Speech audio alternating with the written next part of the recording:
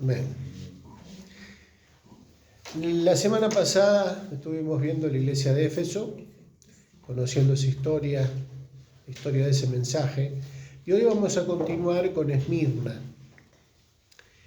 Apocalipsis capítulo 2, del 8 al 11, nos cuenta el mensaje que el Señor envía al ángel que está en Esmirna. Primero vamos a leer desde el versículo 8 al 11 y después vamos a ir metiéndonos en historia, en contexto. Y escribe al ángel de la iglesia en Esmirna, el primero y el postrero, el que estuvo muerto y vivió, dice esto: Yo conozco tus obras, y tu tribulación, y tu pobreza, pero tú eres rico, y la blasfemia de los que se dicen ser judíos y no lo son, sino sinagoga de Satanás. No temas en nada lo que vas a padecer. He aquí el diablo echará a algunos de vosotros en la cárcel, para que seáis probados, y tendréis tribulación por 10 días. Sé fiel hasta la muerte, y yo te daré la corona de la vida. El que tiene oído, oiga lo que el Espíritu dice a las iglesias. El que venciere no sufrirá daño de la segunda muerte. Todos los mensajes, ¿no? Habíamos dicho desde la introducción que las 7 iglesias nos representan, no podemos elegir una y descartar otra. Todas tienen algo para nosotros, ¿no? El que tiene oído para oír, oiga lo que el Espíritu dice a la iglesia de la Odisea.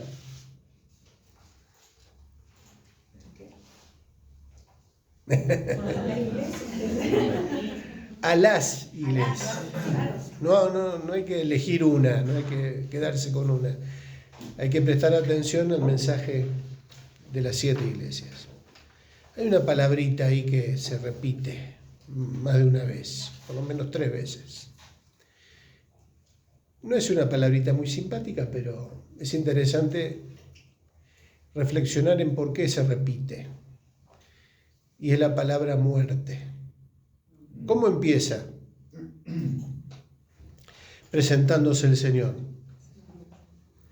Escribe al ángel de la iglesia en Esmirna, el primero y el postrero, el que estuvo muerto y vivió. El tema de la muerte no es un tema agradable de hablar, pero es necesario hablarlo. Y también nos ayuda a afirmar la esperanza que tenemos, ¿no?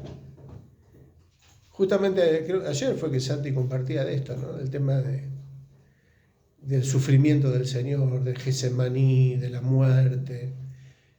Pero hay vida, hay esperanza, y algo de eso vamos a ir viendo. Pero decíamos que comenzamos hoy con Esmirna, y como tenemos en cada hojita siempre la introducción a Esmirna, para ubicarnos en contexto, si recuerdan el mapa de lo que es la costa del mar Egeo, ¿se acuerdan que Éfeso estaba dónde? ¿Cuál era la característica de Éfeso? Estaba ubicada en una zona costera, una zona costera, tenía puerto importante. Y Esmirna no estaba lejos de Éfeso, estaba un poco más al norte, también ubicada en la costa. Tenía un puerto importante, movimiento importante. Competían casi ahí entre Éfeso y Esmirna a ver quién era más importante en lo comercial, en lo cultural, en lo político, en lo religioso. También tenían templos para todos los gustos. Con una característica, Esmirna fue la primera que edificó un templo a César, dándole la categoría de Dios. ¿Por qué hizo eso? Porque realmente tenía fundamentos teológicos para reconocerlo como Dios. Se ganó una coparticipación más grande. Exactamente. La intención era ganar el favor del imperio, el ganar privilegios. Subsidios, incluía subsidios. y planes, beneficios. Nada que ver con lo que pasa en la actualidad, ¿no? Muy parecido. El templo a César. Pero para ubicarnos un poquito en lo que es hoy esa zona, vamos a ver un videíto, 4 o 5 minutos, de 4 minutos y medio, que nos ubica en lo que hoy es la ciudad de Izmir. Antiguamente era Esmirna, hoy se llama Izmir, y está ubicada ahí en Turquía. Así que vamos a ver este videito y después seguimos. Más o menos nos ubicamos ahí en Esmirna, en el lugar, un poco en la historia. En el punto A tenemos en la hojita ahí el trasfondo, que tiene que ver con algo de lo que acabamos de ver, algunos datos. Pero hay algunas cositas más. Lo que les decía recién del templo dedicado a la diosa Roma. ¿Podemos ir leyendo? Esmirna vendría a ser la segunda ciudad en importancia después de Éfeso. Se encontraba a 50 kilómetros al norte y también poseía un puerto muy activo. Su conveniente ubicación, brindando también un fácil acceso al oriente, la hizo muy próspera. Se la conocía, entre otros nombres, como el adorno de Asia o la perla de Egeo. Esmirna era una fiel aliada del Imperio Romano y en el año 195 después de Cristo construyó un templo dedicado a la diosa Roma. En el 26 después de Cristo dedicó un templo al emperador Tiberio y reclamaba el derecho de ser la primera en rendir culto a los emperadores. La actividad cultural también era importante. Bibliotecas, anfiteatros, estadios destinados a Juegos Olímpicos. Nos habla de una arquitectura importante destinada a congregar multitudes provenientes de todo el imperio. La población judía era considerada y aparece como una fuerza opositora a la iglesia local. El Señor Jesús los identifica como sinagoga de Satanás. Combatían la fe blasfemando. La historia registra la muerte de Policarpo como un mártir del cristianismo de esa ciudad. Después de su emocionante confesión, he servido a Cristo por 86 años y nunca me ha hecho nada malo. ¿Cómo puedo blasfemar a mi rey que me salvó? El procónsul lo condenó a morir en la hoguera y fueron los judíos los primeros en juntar la leña. Era un día sábado y no tuvieron problema de transgredir la ley. Más adelante nos vamos a dedicar a repasar la historia de Policarpo, que es inspiradora, ¿no? Pero bueno, ya nos vamos haciendo un panorama de lo que era Esmirna en esa época, la importancia que tenía, la cantidad de gente que vivía en Esmirna. ¿Se acuerdan que en Éfeso, cuántos habitantes había en Éfeso? 250. Bueno, Esmirna andaba por ahí también. Y decíamos que también por causa del puerto, del comercio, de la cultura, era una zona muy concurrida, en la misma ruta en donde estaba Éfeso, y que era una puerta hacia Oriente, entre Oriente y Occidente. Los barcos que venían del este o atracaban en Éfeso o en Esmirna, y por ahí alguna otra más arriba. Pero habla también de una población judía. ¿Se acuerdan que también en Éfeso veíamos que muchos se radicaron en esas ciudades porque brindaba buenas oportunidades? Todos iban a buscar su manera de sobrevivir y los que eran buenos comerciantes se instalaban ahí. Por eso hubo una comunidad judía importante también allí en Esmirna. Pero también había cristianos. Se fue formando una pequeña congregación, pero como vemos, era una característica común en toda esa zona, tenían oposición. Los cristianos empezaban a sufrir la persecución, la oposición, y desde la misma comunidad judía tenían que soportar difamaciones, ataques, oposición. Por eso ahí aparece en el texto, el Señor aparece diciendo y mencionando a aquellos que se dicen ser judíos y no lo son,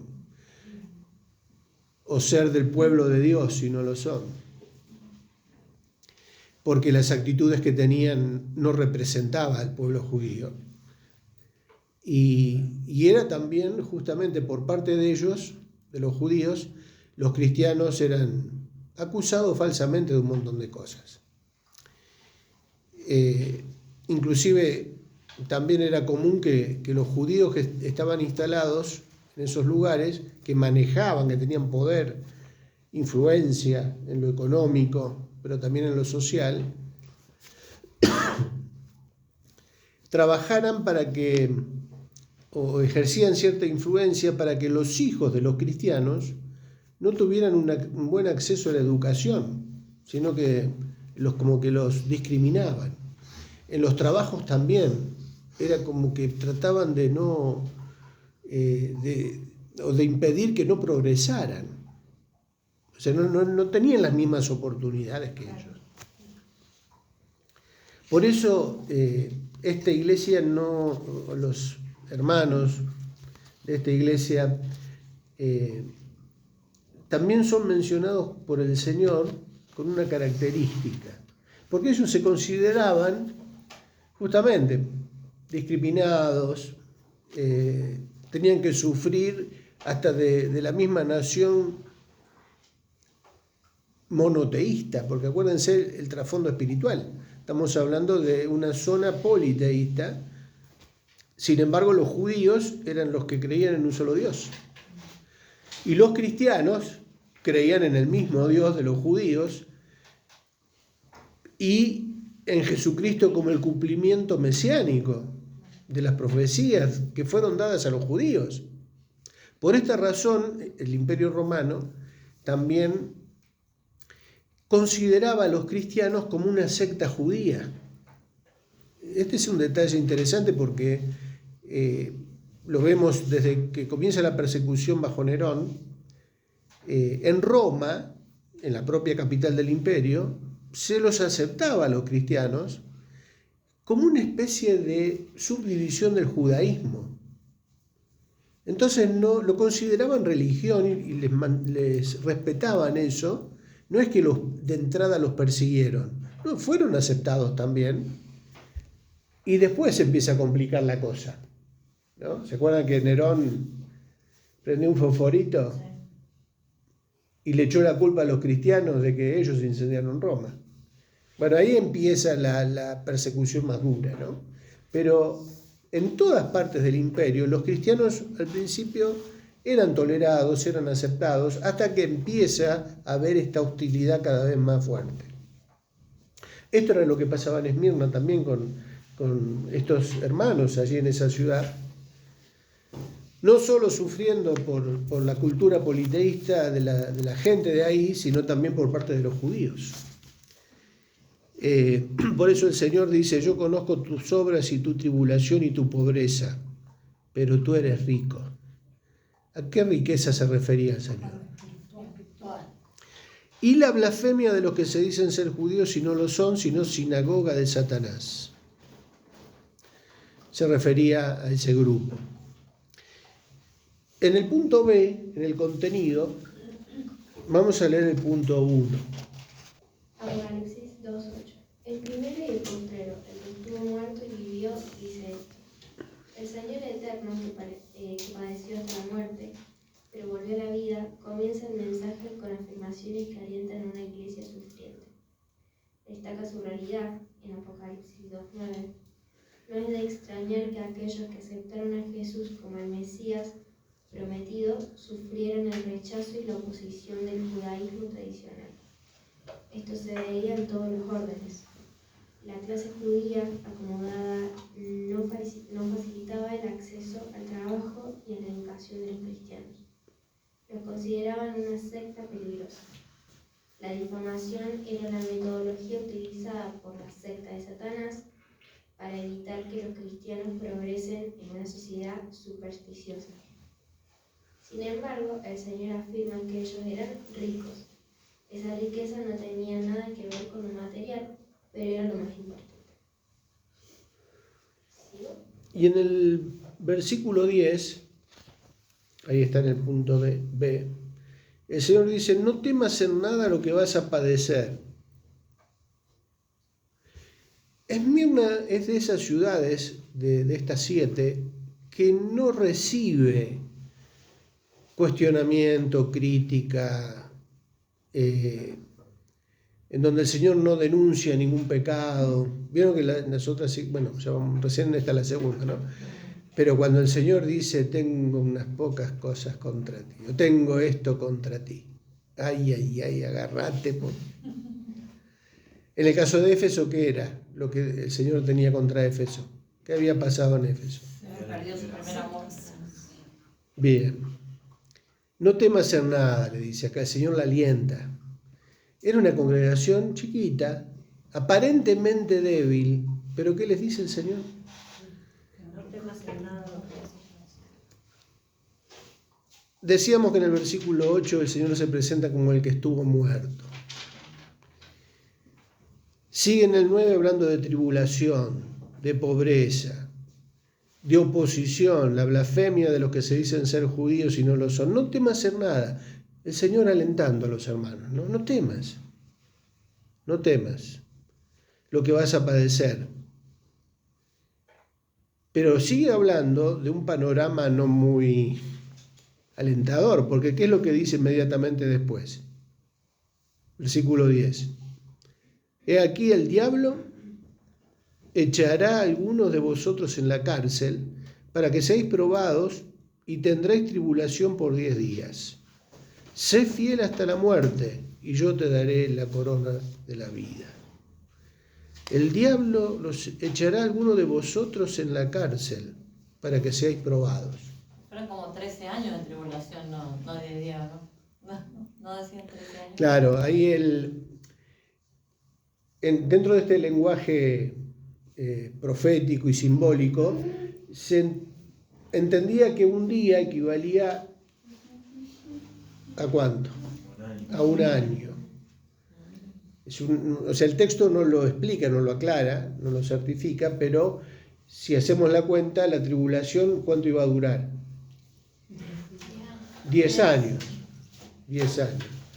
Por eso en el video veíamos que se hace el cálculo de que correspondía esos 10 años al periodo de Diocleciano, este emperador que desató una persecución fuerte contra los cristianos y justamente coincidía con ese periodo de Esmirna, en donde aparecen varias historias acerca de los mártires del cristianismo.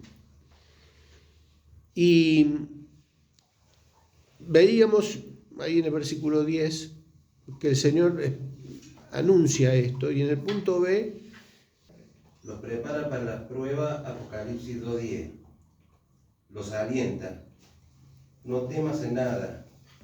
El padecimiento tiene un propósito, el punto 2. El Señor les anuncia cuál va a ser la prueba y el tiempo que va a durar. Los 10 días representan un periodo corto de tiempo. Les aconseja: sé fiel hasta la muerte. Recordando el testimonio de Policarpo, tenemos un ejemplo de lo que espera el Señor. El punto B, les promete: y yo te daré la corona de vida.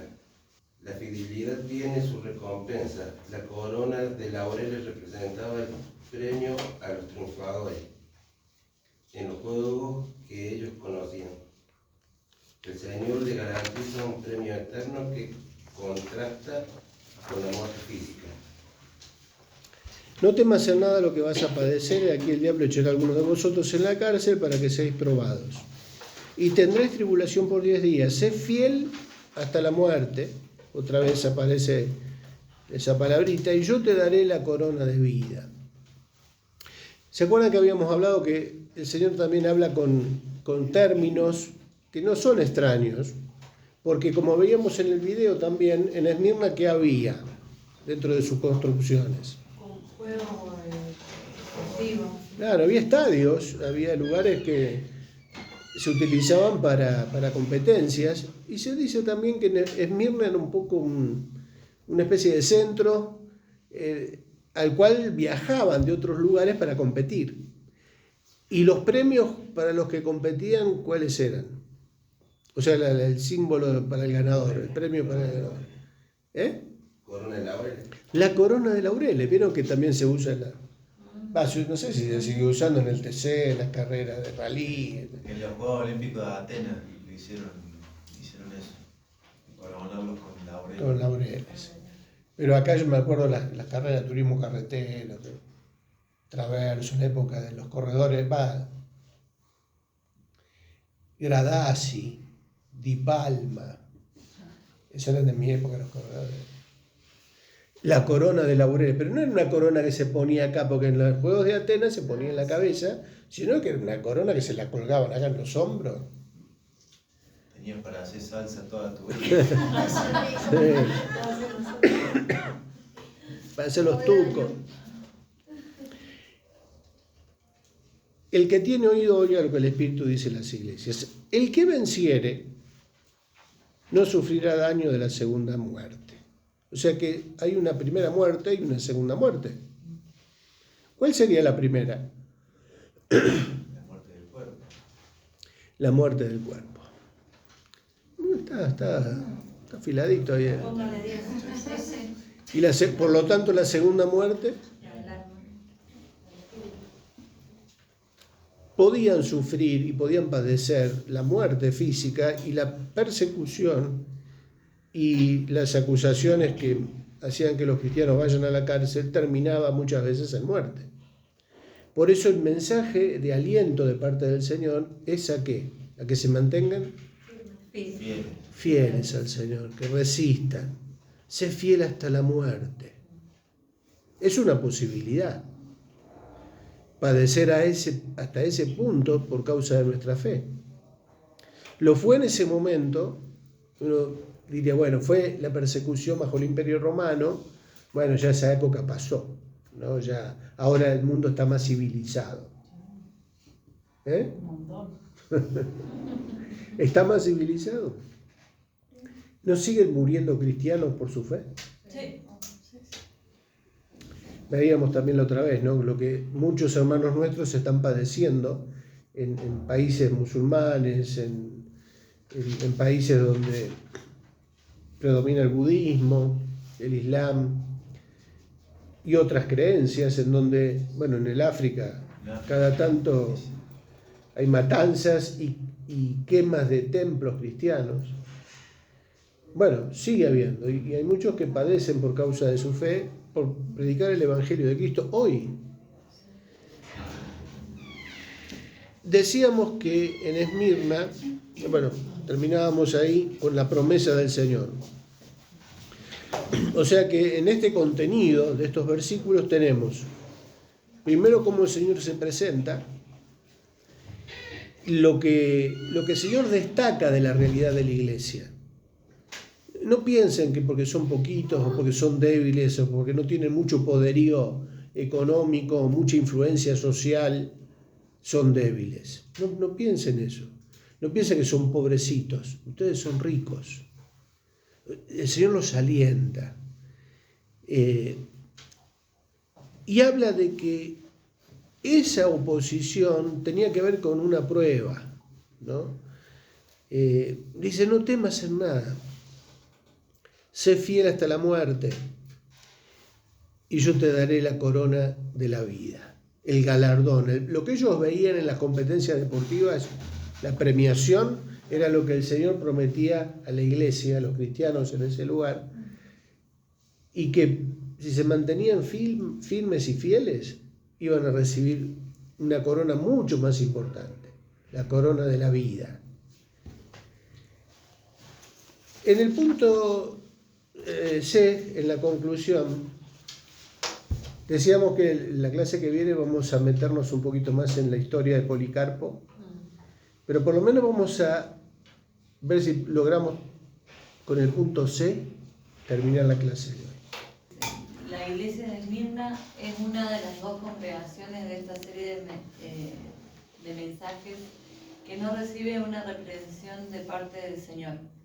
Es alentada, destacada por su riqueza espiritual y animada a permanecer fiel. En esto radica la victoria, permanecer firme a pesar de las circunstancias. La segunda muerte es el destino de los que niegan al Señor y rechazan su gracia. Para ese daño no hay arreglo. Policarpo lo sabía y en sus últimas palabras antes de morir quemado le dijo al procónsul: tú me amenazas con un fuego que arde solo un momento y se sofoca enseguida, porque no conoces el fuego que les espera a los malvados en el juicio por venir y en el castigo eterno. ¿Qué esperas? Haz lo que quieras conmigo. Y en su oración final decía: Señor Dios Todopoderoso, Padre de tu amado y bendito Hijo Jesucristo, por medio de quien hemos recibido pleno conocimiento de Él, Dios de los ángeles y poderes y de toda la creación y de toda la familia de los rectos que viven ante ti, yo te bendigo por concederme en este día y hora el poder participar entre el número de los mártires del cáliz de tu Cristo, por la resurrección a vida eterna, tanto de cuerpo como de alma, y en la inmortalidad del Espíritu Santo, sea yo recibido hoy entre ellos delante de ti como sacrificio rico y aceptable. Terminamos con esta oración de Policarpo delante de aquellos que lo estaban por matar. Prender fuego, así. Todos esos detalles los vamos a ver la semana que viene. Pero ya esta oración nos muestra o nos inspira, ¿no?, en el testimonio de Policarpo. Y más cuando conocemos algunos detalles, más todavía. No solo él, sino tantos otros que dieron su vida por la fe, por dar testimonio de su fe en Jesucristo, y que tenía que ver con Esmirna, porque Policarpo era de Esmirna. Creo que en el video se mencionaba que ahí en Esmirna fue que Policarpo padeció el martirio. Una pequeña congregación, aparentemente pobre, débil, sin embargo era rica. Y el Señor se comprometía a estar con ellos, diciéndole: no temas, como garantizando su presencia en medio de la prueba, prometiendo una corona. Es lo mismo que el Señor nos sigue prometiendo a nosotros. Lo notable del testimonio de estos aparentemente pequeños, pobres, un grupo reducido, y el martirio de aquellos que daban su vida, por eso el Señor de entrada dice: yo estuve muerto, yo sé lo que es la muerte, yo sé lo que es padecer. Se presenta, arranca con ese mensaje el Señor. Pero he resucitado. Hay victoria sobre la muerte. Así comienza. Y sigue hablando en el resto del texto acerca de la muerte segunda, el sufrimiento, el permanecer fieles hasta la muerte. Porque era algo que ellos iban a tener que enfrentar por causa de la fe. Quizás nosotros no nos podemos imaginar el nivel de persecución, de sufrimiento que tuvieron no solo en Esmirna, todos los cristianos en esa época, porque dentro de todo tenemos libertad para expresar nuestra fe, proclamarla, anunciarla sin problema, por ahora. Pero por algo estos mensajes están acá. no podemos decir, bueno, ya pasó, fue para Esmirna, o fue para Éfeso, o fue para lo que sea. No, no. Si están en la palabra de Dios, todo lo que está en la palabra de Dios es vigente. Decimos que es viva y eficaz la palabra de Dios, ¿no? ¿Por qué? Porque su mensaje siempre es pertinente para nosotros y aplicable. Y si el Señor preparó a los discípulos también, ¿se acuerdan? No se acuerdan, porque no lo vimos acá, lo vimos en la clase de mañana. Lo vemos en la clase de mañana. La iglesia en el tramo final de su historia. La iglesia de hoy está viviendo el tramo final de la historia de la iglesia en el mundo. Y Jesús preparó a los discípulos para que en ese final de la historia, en los últimos tiempos, la iglesia se prepare para lo mismo, para la traición, para la discriminación, para la ofensa, para la persecución, para la muerte, el sufrimiento físico. Por algo Jesús dedicó mucho tiempo para hablar de esto. Y en el resto de las cartas también, como vemos en Apocalipsis. Prepárense, sean fieles. Tiene que ver con lo que la iglesia y nosotros tenemos que justamente prepararnos para eso, ¿no? Vamos a pasar antes que el Señor venga.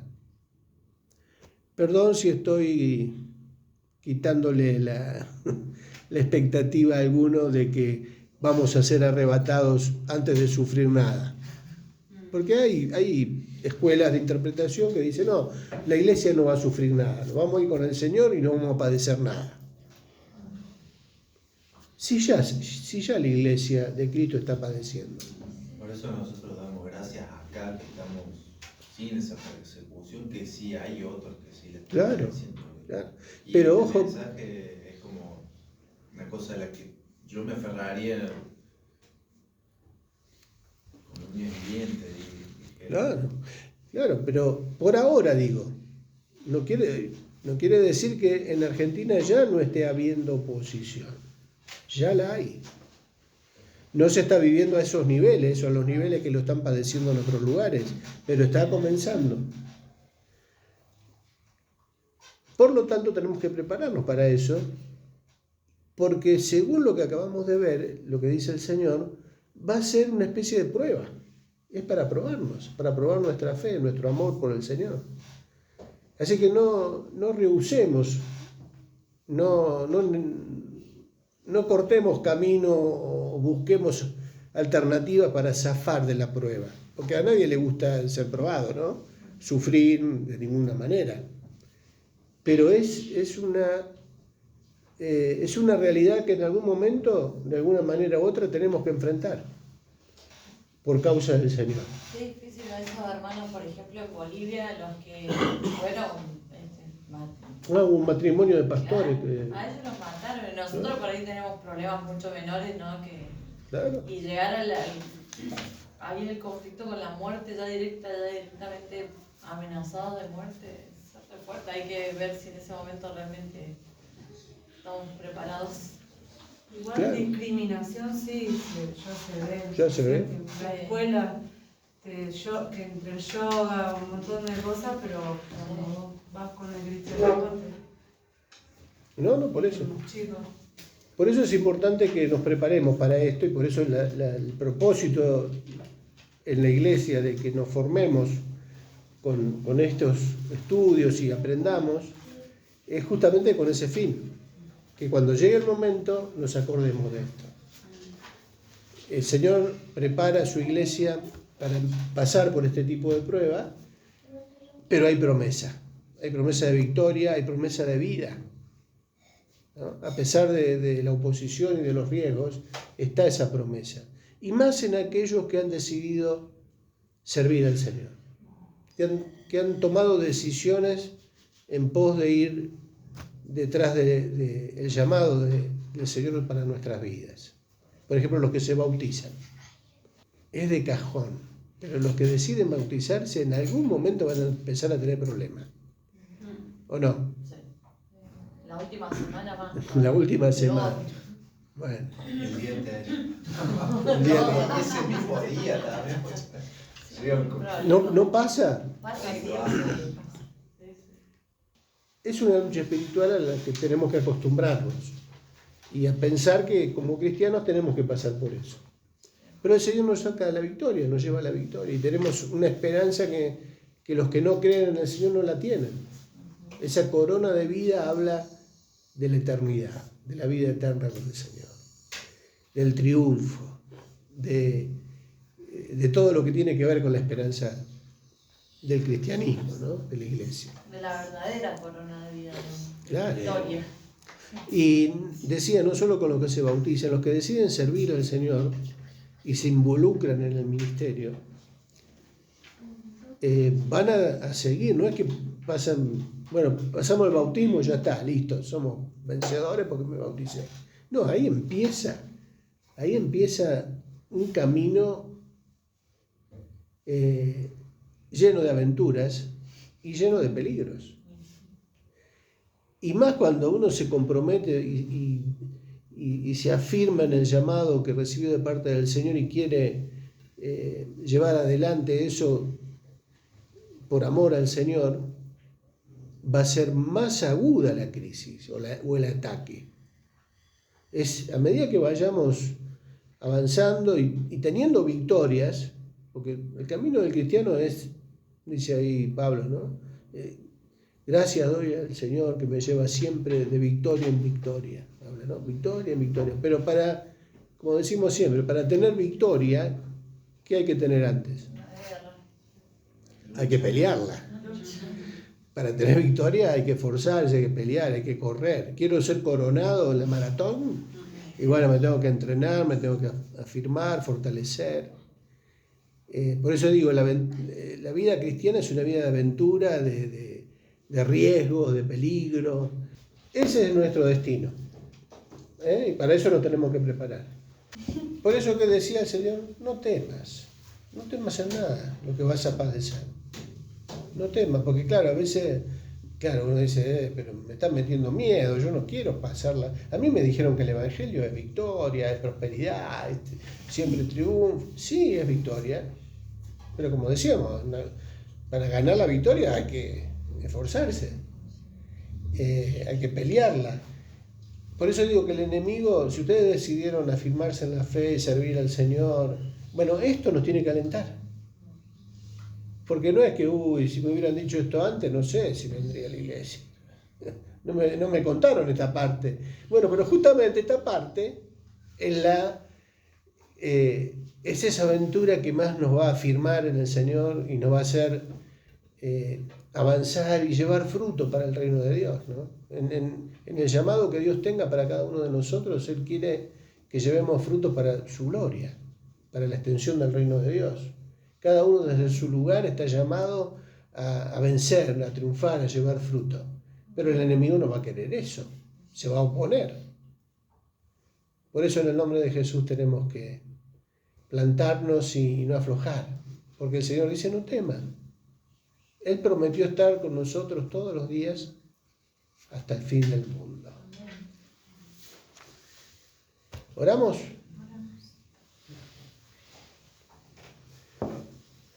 Te damos gracias, Señor, porque tú siempre estás cerca nuestro, aunque a veces quizás no nos demos cuenta, pero tú prometiste acompañarnos todos los días, y aún en los momentos más difíciles, de más oposición, de más lucha, tú nos prometes la victoria.